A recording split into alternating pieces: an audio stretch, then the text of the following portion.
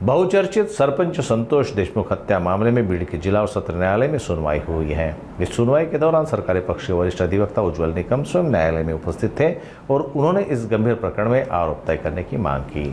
सरकारी वकील उज्ज्वल निकम ने न्यायालय में कहा कि मामले में आरोप तय करने के लिए पर्याप्त साक्ष्य है। मुख्य आरोपी वाल्मीकि कराड के वकील ने डिजिटल सबूत न मिलने का हवाला देते हुए दोष मुक्ति की याचिका दायर की है। अगली सुनवाई 17 जून को होगी, जिसमें आरोप तय और दोष मुक्ति याचिका पर फैसला होगा।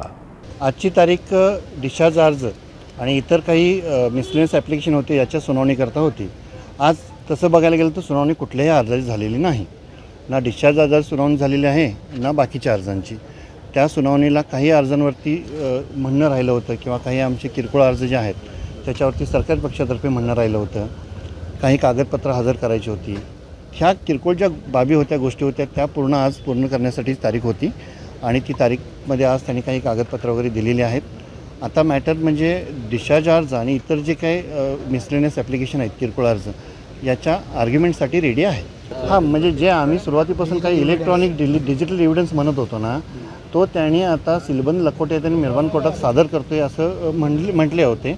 ते सादर मेहरबान कोर्टात जेव्हा होतील आणि त्यानंतर ते सीलबंद लखोटे ते फोडले जातील आणि त्याची कॉपी आम्हाला देतो असं त्यांचं म्हणणं आहे। एवढंच आपण जे मागतायत कागदपत्र अजून पूर्ण नाही झाली, पण ते आत्ता शेवट अंतिम टप्प्यात आहे कागदपत्रांच्या पूर्ततेसाठी। नाही, आता कसं आहे की त्याच्यावरती आर्ग्युमेंट युक्तिवाद अजून झालेलं नाही, त्यामुळे कुठलेही भाष्य करणं चुकीचं होईल किंवा उचित राहणार नाही। तेच सगळे जे काही अर्ज आहेत ना, तेच किरकोळ अर्ज म्हटलं, ते बरेचसे 4-5 अर्ज आहेत, ते युक्तिवादासाठी नेमलेत आणि ते अजून प्रलंबित आहेत। आरोपी वाल्मीकि कराड याची सर्व स्थावर मिळकत चल आणि अचल हा जप्तीचा जो आम्ही सरकारतर्फे अर्ज दिला होता त्याला आज वाल्मीकि कराडने न्यायालयात वकिलांच्या मार्फत उत्तर दिलेलं आहे।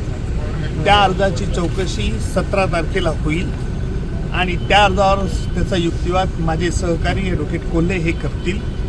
तसेच या खटल्यामध्ये मोकाकाखाली मला दोषमुक्त करावे असा जो वाल्मीकि कराडचा अर्ज होता त्यावर आम्ही कोर्टाला न्यायालयाला असं प्रस्तावित केलं की आपण याला दोषमुक्त करावं किंवा त्याच्यावरती आरोप निश्चित करावे आणि त्याप्रमाणे असा आम्ही जो निर्णय घ्यायचा आहे तो एकत्रित सुनावणीत घेण्यात यावा।